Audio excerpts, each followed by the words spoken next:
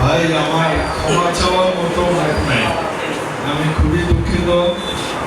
কালকে রাত 10টা পর্যন্ত সংসদ চলছে, রাত জেগে আসছি, কিন্তু সকালবেলা উঠছি, এখনো প্রাকৃতিক কাজ সারার মতো সময় হয়নি। তারপর নওগাঁতে এসপি সাহেবের সাথে মিটিং ছিল, মিটিং হওয়ার কথা ছিল 11টায়, মিটিং শুরু হতে হতে 12টা। কাজে তারপর শেষ করেই এখানে চলে আসা। কিন্তু ঘটনা যেটাই হোক, আপনারা আমার জন্য প্রায় 2 ঘন্টা ওয়েট করেছেন, এই জন্য আমি ক্ষমা প্রার্থী হয়। কারণ আমার আসলেও ক্ষমা চাওয়ার কোনো মুখ নাই। বিশেষ করে প্রশাসনিক কর্মকর্তা তারাও ওয়েট করেছেন, এই জন্য আমি খুবই লজ্জিত। আমি চেষ্টা করবো এরপর যেন সময় মতো থাকতে পারি। দ্বিতীয় কথা হচ্ছে যে এটা আমি থাকতে চেয়েছি, কারণ হচ্ছে এটা কৃষকদের জন্য প্রণোদনা, যেটা কৃষি অফিসার হোসেন মোহাম্মদ এরশাদ ভাই বললেন যে এই সরকার কৃষি বান্ধব সরকার। আর আপনারা জানেন যে আমি কৃষক দল করতাম, তাই না? কৃষকদের নিয়ে অনেক আমার প্রতিশ্রুতি আছে, এবং আমরা সরকারের সাথে সেগুলো নিয়ে কথা বলছি এবং সামনে আরো বলবো। এখন আইন কানুন প্রণয়নের জন্য আমাদের গতকাল কি বার ছিল? কি বার?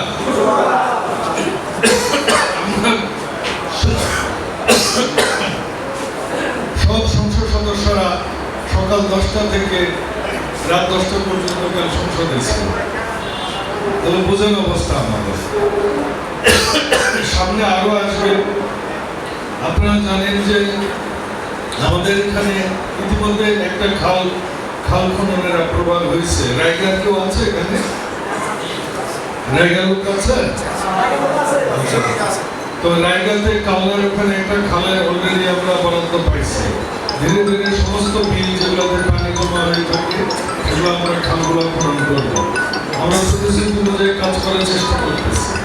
অনেকের একটা কথা হচ্ছে যে ভাই ফ্যামিলি কার্ড কবে পাবে? সবচেয়ে হিট হয়েছে ফ্যামিলি কার্ড। তারেক রহমান ঢাকা 17-তে ইতিমধ্যে দিয়ে দিচ্ছে, তাহলে আমরা কবে পাবো? আচ্ছা ভাই, একটু চিন্তা করেন, সারা বাংলাদেশে যদি 1 কোটি লোকের ফ্যামিলি কার্ড দেয়, এগুলোর তথ্য বানাতে ইয়ে করতে আমাদের নির্বাচনের পর কি গেল? রোজা 30 দিন, রোজা গেল না? রোজা গেল, ইফতারি গেল, এরপরে ঈদের পরে সংসদ সকাল থেকে বসে।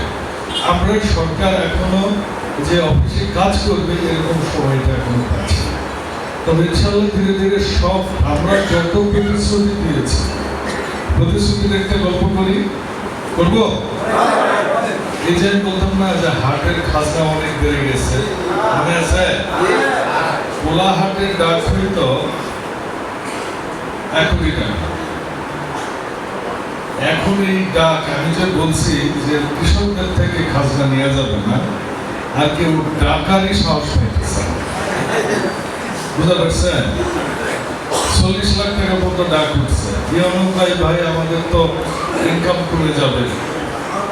আমি বলি ভাই, আপনার ইনকাম করলে আমি কি করবো? আপনি অন্যভাবে ইনকাম করেন। আপনি কৃষকের থেকে টাকা নিয়ে ইনকাম করতে পারবেন। এখন ও কে হাটের দাগ নাই আর কে কৃষকের থেকে টাকা কালেক্ট করে। সামটা কিন্তু টাকা দেয় না, ছাগল বেচলেও টাকা দেওয়া না। আমরা তো এই ব্যবস্থা আমরা পরিবর্তন করতে চাই, এবং এটা তারেক রহমানও এটাই চান যে সাধারণ মানুষরা যেন ভালো। এই যে যেটা বললেন কৃষি অফিসার সাহেব, যে আপনাদের প্রণোদনায় এখানে আগে আসতো 6,000 7,000, এবার প্রায় 13,000 আসছে, 13,700, ঠিক না?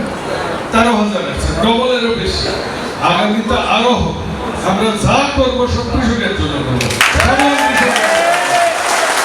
এবং এই শুধু তাই না, আমি জানি, আমি কিন্তু ঘুমাই না, সব খবর আমার কাছে থাকে। এবারও অনেকেই হয়তো বিষ পেয়েছে, মন খারাপ করে না, কারণ আমার বড় লোকের ঘটানোর দরকার নাই। গরিব মানুষ ঘটতেছে, ওটা দেয়, ওটা আমি জানি, ঠিক আছে? তো যাদের জমি জমা 10 বিঘার বেশি, তারা পাবেই না, কোনো কিছু পাবে না, তারা তো এমনি স্বচ্ছ। আর 10 বিঘা জমি হাতে টেনে থাকলে আমরা দিনই পরিকল্পনা খাওয়া সরকার অনুদান লাগবে। সে দলই করে, বিএনপি করেন, অনেকে কয় ভাই আপনার জন্য ভোট করতে করতে মরে গেছে, ঠিক আছে ভাই, তারপরে বড় লোক মানুষ, এটা গরিবকে আমি দিই না। তো যেসব আমি কৃষি অফিসার মহোদয়কে বলি যে যাদের জুমা 10 বিঘার বেশি এরা যেন না পায়, 1 2, যারা 5 বিঘার বেশি জমি তাকে না দিলে ভালো হয়, দিলে অপরাধ নাই। যারা 5 বিঘার কম গরিব কৃষক তারা আগে সবাই পায়, সেটা আওয়ামী লীগ করুক, বিএনপি করুক, জামাত করুক, জাতীয় পার্টি করুক, আমার ভোট দিক না দিক এরা গরিব মানুষ এদের দেওয়া লাগে। এরকম একটা পলিসি আমি চাই উপজেলা যেন আগামীতে প্রবর্তন করে। এখন আমার বিএনপি ভাইয়েরা অনেকে অনেক মনের কষ্ট, ভাই আগে তো ভালো ছিলাম, 17 বছর বেশি করলাম, এখন আমরা জীবন দিলাম আপনার জন্য, আপনার আশেপাশে সবগুলো আপনার এমপি লোকজন এখন ঘরে, আমরা এখন সালাম দেওয়ার সময় পাই না। হ্যাঁ আরে ভাই, তুমি তো ওই টিয়ার কাবিখা খাওয়ার জন্য নেতা হও না, টিয়ার কাবিখা খাবে হচ্ছে গরিব মানুষ, তুমি নেতা হচ্ছে দেশের সমাজ মানে ইয়ে করবে, সেবা করবে, গরিবের যে বরাদ্দ আসে এটা সুস্থভাবে বন্টন করবে, ভাগ বসাই না। এইখানে যারা হাত দিবে তারা আর যাই হোক বিএনপি করতে পারবে না, শহীদ জিয়ার দলে থাকতে পারবে না, কয়ে দিলাম। আমার যত ঘনিষ্ঠ আপনারা হন না, মাদক নিয়ে কাজকাম শুরু হয়ে গেছে ওই উপজেলায়, 2 উপজেলায় হয়েছে, বদল গেছে একটু বেশি হয়েছে, এখানে মাত্র শুরু হয়েছে। তো মাদক কিন্তু আমরা রাখবো না, আল্লাহর ওয়াস্তে লাইনে উঠে যান, কারণ ওই সোয়ানির টাকা, সোয়ানির ভাগের টাকা খেয়ে ফসলে হুদা চলা লোক না, না খায় থাকবে, এটা সবজি খায় থাকবে, নাহলে এটা পাবনি খায় থাকবে, কিন্তু এইসব হবে না, থানার দালালি চলবে না, যে দলই থাকে। হ্যাঁ, ওসি সাহেব 2 নম্বরই করছে, পুলিশ ঘুষ খাইছে, আমাকে বলবেন ব্যবস্থা আমি নিব, কিন্তু মব চলবে। হাতুড়ে দেখলাম একটা মব হচ্ছে, এদেরকে দলে রাখবো না। এখানে মব সৃষ্টি করার জন্য একটা গণতান্ত্রিক সরকারের প্রতিষ্ঠা হয়নি, যার দাবি দেওয়া তারা বলবেন। আমি তো এখানে আমি তো ভাড়া নিয়ে এখানে থাকি, তো মহাদেবপুরে থাকি, তো এই যে আমার বাসা হচ্ছে বকের মোড়ে ব্র্যাকেট বিল্ডিং এর 2 তলা, আমি না থাকলে আমার লোক থাকে। আপনাদের সমস্ত অভাব অভিযোগ এখানে বলবেন। হ্যাঁ, অভাব অভিযোগের বিষয়ে বলছিলাম, প্রত্যেক ওয়ার্ডে ওয়ার্ডে একটা অভিযোগ বাক্স দিব, আপনারা অভিযোগ ফেলাবেন। সময় পাইনি রে ভাই, বাক্সের যে ডিজাইন দেবো এই সময়টা পাইনি, ইনশাল্লাহ দিব আগামী কিছুদিনের মধ্যে। এই যে সংসদটা বন্ধ হবে ডিসেম্বর 30 তারিখ পর্যন্ত সংসদ চলবে, মে মাসের মধ্যে ইনশাল্লাহ প্রত্যেক ওয়ার্ডে ওয়ার্ডে অভিযোগ বাক্স দিব, পরামর্শ বাক্স দিব। এখানে আপনারা আপনাদের মতামত পরামর্শ, কারো সম্পর্কে মনের কথা বলতে না পারলে ওখানে যাই লিখে দিয়ে আসবেন, আমি নিজে বাক্স খুলে পড়বো, পরে ব্যবস্থা। কিন্তু মব করা চলবে না। দেশে আইন আছে, আইন শৃঙ্খলা বাহিনীর সদস্যরা খুবই অ্যাক্টিভ, আর আমরা খুবই গর্বিত, স্বাগত যে আমরা এখানে ওমর ফারুক ভাইকে পেয়েছি, উনি খুবই অ্যাক্টিভ একজন অফিসার, ওনাকে স্বাগতম।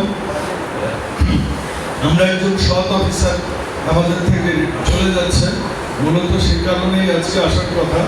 এখানকার যে ইউনো মহোদয় ছিলেন, অনেক কাজ করেছেন, অনেক ডেভেলপমেন্ট কাজ করার চেষ্টা করেছেন, রাজনৈতিকভাবে আমরা সহযোগিতা করার চেষ্টা করেছি। আমি কোনোদিনও কখনোই আমি ইউনো অফিসে আসতাম না, জীবনের কোনো অফিসেও আসিনি। এখানে যারা প্রশাসনিক কর্মকর্তারা আছেন তারা জানতে পারবেন, ক্ষমতায় আসার আগে জীবনে আসিনি, কথা বলিনি, চিনিও না আমাদের। কিন্তু একটা কথা, একটা মানুষ এতদিন এখানে ছিলেন, কাজ করেছিলেন, আমাদের মেহমান, যারা এখানে সরকারি কাজ করতে আসে তারা কিন্তু মহাদেবপুরের মেহমান, অন্য জায়গা থেকে আসে, তো তাদের সম্মান করা আমাদের কর্তব্য। সেই দায়িত্ববোধ থেকেই আমি মনে করেছি যে তার সাথে একটা শেষ প্রোগ্রাম করি। অনেক ট্রান্সফার হয়েছে, আরেকজন আসবেন। সরকারের কাজ কামের এটাই নিয়ম, এটাই নীতি, এবং এটাই এভাবেই সরকার চলে, প্রশাসনের মতো চলে, এবং সেটা আমরা চলতে দিব। আগামীতে প্রশাসনকে আমরা সহযোগিতা করব।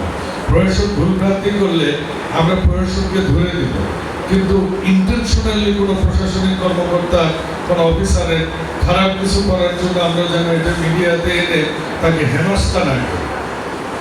যদি আমি যেহেতু এখন আইনের মানুষ, যেহেতু জাতীয় সংসদের সদস্য, এই কোনো অনিয়ম পাইলে আপনারা দয়া করে মিডিয়া দেওয়ার আগে আপনারা বসেন, তাকেই জিজ্ঞেস করেন ভাই এরকম করলেন, আপনাদের নাগরিক হিসেবে অধিকার আছে। ওনার কাছ থেকে আপনার রিপ্লাই নেন। সন্তুষ্ট না হলে আপনার এখানে অনেক নেতৃবৃন্দ আছে, তাদের সাথে আলাপ করেন। না হলে আপনারা আমার সাথে কথা বলেন, ব্যবস্থা নিব। আমি কিন্তু ব্যবস্থা নিয়ে আনলো। আপনারা দেখেছেন যেই দিন এমপি হয়েছি তার পরের দিন আমার দলে 2 ইউনিয়নের মহাদেবপুরের 2 বিএনপির সাধারণ সম্পাদককে আমি বহিষ্কার করেছি আমার দলে, তারা আমার সাথে 17 বছর কাজ করেছে। কারণ দলীয় শৃঙ্খলা আমি নষ্ট হতে দেব। ওপেন কথা বলি, আমি কৃষক দলেরও কিন্তু আমি একজনকে গতকাল বহিষ্কার করেছি, কারণ নৈতিক স্খলন আমরা এগুলো মেনে নিব, মেনে নিই না। প্রশাসন আপনাদের সহায়তা করবে, আপনাদের জন্যই কাজ করবে। সরকার আপনাদের কাজ করার জন্য এসেছে। এই সরকার তারেক রহমানের কথা বলছে, মাননীয় প্রধানমন্ত্রী বলেছে নবীর ন্যায়পরায়ণতার ভিত্তিতে আমরা কাজ করি।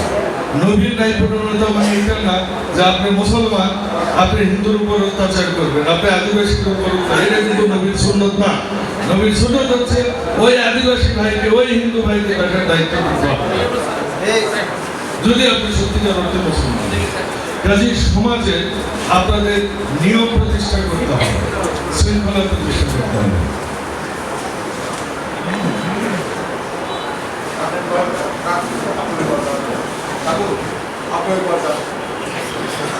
না আমি সরি, আমি মাপ চেয়ে নিছি, প্রশাসনকেও মাপ চেয়ে নিছি, যেন মহোদয়ের সম্পর্কে কথা বলে ফেলেছি, আর বলছি না, কারণ আপনার না থাকাতে ওই কথাগুলো বলা ভালো হয়েছে। কি বলেন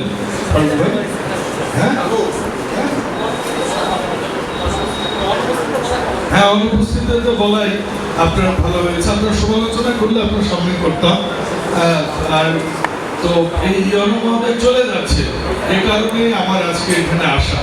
তো ফরচুনেটলি একটা সুখবর যে আমরা ভেবেছিলাম আবার কালকে সংসদ বসবে, কিন্তু আমাদের 3 দিনের ছুটি দিচ্ছে, রোববার সকাল 10টায় সংসদ হবে। এটা আমি আগে জানলে হয়তো আগামীকালকে প্রোগ্রামটা করতে পারতাম। আমি ব্যাখ্যা দিয়েছি কেন লেটে, তারপরও মাপ চেয়েছি সবার কাছ থেকে, যেন সাহেবকেও বলি মাফ করে দেবেন, এতক্ষণ দেরি করেছি। যদিও আমি আমার প্রাকৃতিক কর্মটাও সম্পাদন করার সময় পাইনি সকাল 6টার পর থেকে, ডিস্ট্রিক্টে একটা মিটিং ছিলাম সেখানে। যাই হোক, তো যেটা বলতেছিলাম যে এখানকার প্রশাসনিক কর্মকর্তারা আপনাদের এলাকার মেহমান, ওনারা সরকারের নির্দেশ মতো কাজ করবেন, আপনারা তাদের সহযোগিতা করবেন। কোনো অন্যায় করলে সরাসরি মিডিয়াতে দেবেন, আগে তাদের সাথে কথা বলেন। আপনি সন্তুষ্ট না হলে আপনি এলাকার রাজনীতিবিদদের সাথে কথা বলেন, তারপরে সন্তুষ্ট না হলে আমার সাথে কথা বলেন। কিন্তু মহাদেবপুরের নাম আপনারা খারাপ, মহাদেবপুরের নাম খারাপ। এই যে এখানে সুমন অনেক দিন থেকে আমাদের প্রোগ্রাম কভার করে, সুমনের এটা খারাপ জিনিস আমার কানে আসছে, সুমনকে সরাসরি বলছি। এইটা যদি সরাসরি বলেন না, তাহলে কোনো পক্ষই তাৎক্ষণিক মন খারাপ করলে পরে কিন্তু ঠিক হয়ে যায়। গিরিকে যদি করেন এইবার হয়তো এই অন্য একটা কাজ করেনি, কেন করেনি এটা তত বুঝতে হবে, তার একটা নিয়ম কানুন আছে। ও এবার নিয়ম চলে গেছে, মাথায় রাখবেন নিয়ম আপনার দেশের একজন কর্মকর্তা, তিনি একটা দেশের নির্দিষ্ট কাঠামোর মধ্যে উনি কাজ করবেন। সব বসেরই বস আছে না? ইউনোর বসকে ডিসি, ডিসির বসকে কমিশনার, কমিশনার বসকে সচিব, সচিবের বসকে মন্ত্রী, মন্ত্রীর বসকে প্রাইম মিনিস্টার, তাই না? প্রাইম মিনিস্টারের কোনো বস নাই, তাই না? আছে? আছে, আল্লাহ আছে, আছে না?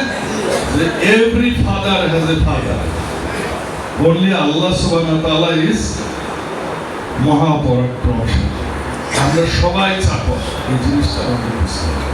তো যাই হোক, এখানে এত সুন্দর অনুষ্ঠান আয়োজন করেছে, এই জন্য আমি উপজেলা প্রশাসনকে ধন্যবাদ জ্ঞাপন করছি, কৃতজ্ঞতা জ্ঞাপন করছি মহাদেবপুরবাসীর পক্ষ থেকে। এবং তারা খুবই আপনার ভক্ত, এবং তারা খুবই আমি মানে এমপি হওয়ার পর এমনও করতে পারিনি যে উপজেলা অফিসারদের একদিন ডাকবো, একদিন খাওয়া দাওয়া করবো একসাথে, বা দাওয়াত দিব, এরকম কোনো ঘটনাও এখনো ঘটাইতে পারিনি। এর মাঝে যেহেতু ট্রান্সফার হয়ে গেছে, এটা যেহেতু একটা সরকারের কাজের অংশ, ওনার উত্তরোত্তর আমরা সমৃদ্ধি কামনা করছি এবং সাফল্য কামনা করছি, এবং আগামী দিনে আপনি আরো উপরে উঠেন, আরো বড় হন। একদিন আপনার এই এলাকার মানুষের মন জয় করে গেছেন, ফেসবুকেও এটা আমরা দেখছি, তাই না?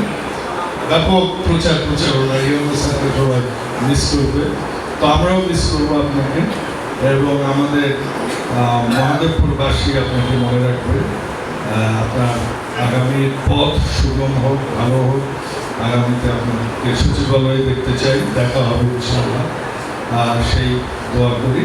আর আপনাদের সবার মঙ্গল কামনা করি। আপনারা সবাই ভালো থাকবেন, আল্লাহ আপনাদের সবাইকে সুস্থ রাখুন, আর আমার জন্য দোয়া করবেন। আগামী দিনে ইনশাআল্লাহ আমরা ধন্যবাদ স্যারকে।